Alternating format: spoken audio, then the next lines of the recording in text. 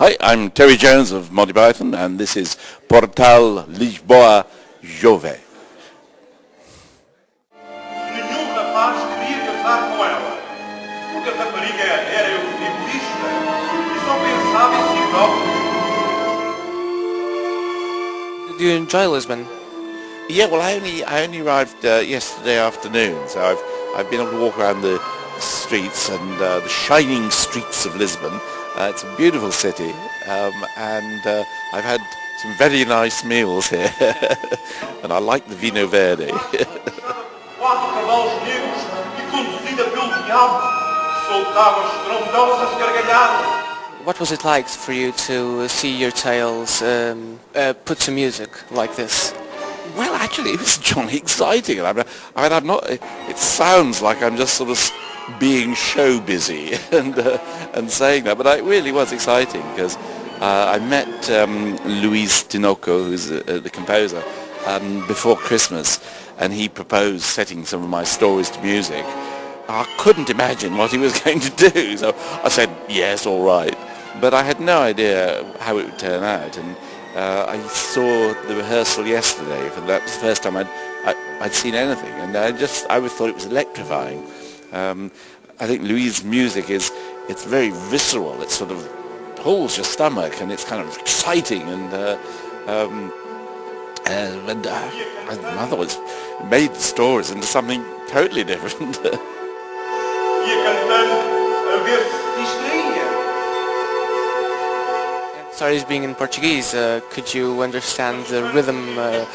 Well, unfortunately, I've totally forgotten the stories. I can't remember quite what happens in them, so I was having a bit of difficulty following. But I'm sure if I'd read the story again before I'd come here, I think I would have followed it quite well. Yeah. O primeiro chama-se Estrada Rápida e conta a história de uma estrada que nos levava onde quer que quiséssemos ir e muito mais depressa do que qualquer outra estrada. No momento em que a pisávamos, estávamos onde quer que quiséssemos ir. What got you into writing for stories for children as well?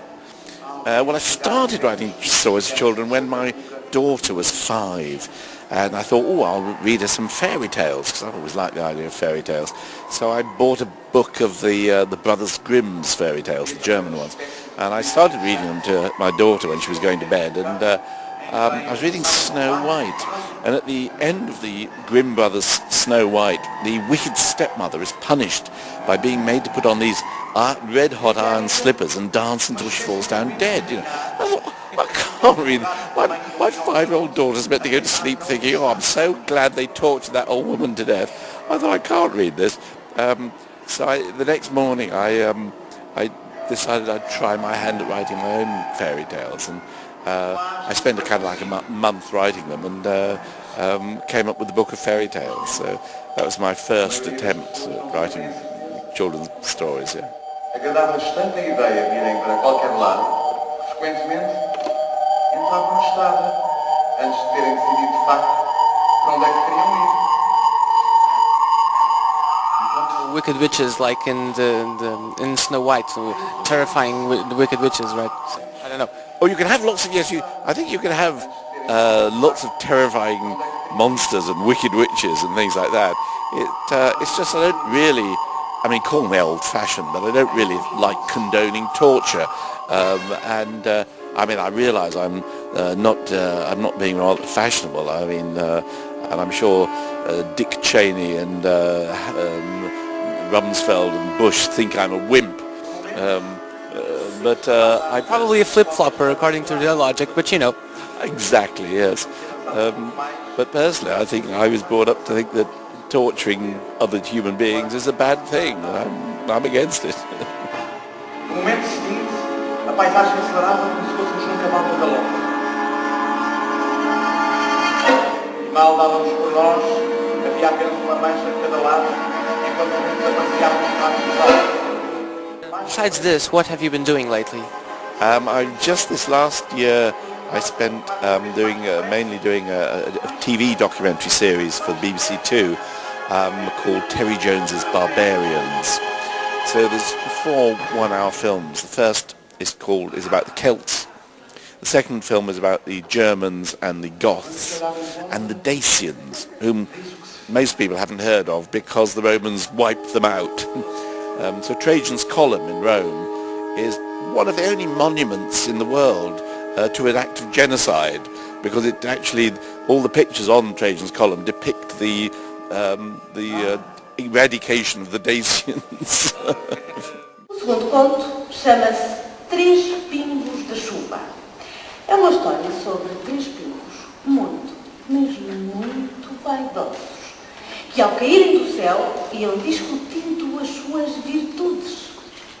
The third program is about the Persians and the Greeks, and the last program is the Vandals and the Huns. And basically the question all the way through is, who were the real Vandals? Was it these people, or was it the Romans? So all in the line of your famous programs, history programs with BBC.